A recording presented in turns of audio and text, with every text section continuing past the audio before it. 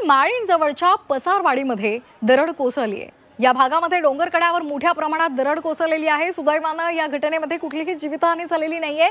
मात्र ही दरड कोसळल्यामुळे डोंगर माथ्यावरील मुख्य रस्ता पूर्णपणे बंद झालाय आणि त्यामुळे पसारवाडी गावाचाही संपर्क तुटलाय। या गावातील नागरिकांनी गेल्या अनेक वर्षांपासून संभाव्य धोका लक्षात घेता पुनर्वसनाची मागणी केली होती।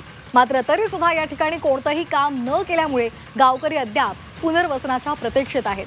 तर आजच्या या घटनेनंतर पुनर्वसनाच्या मागणीने पुन्हा एकदा जोर धरलाय।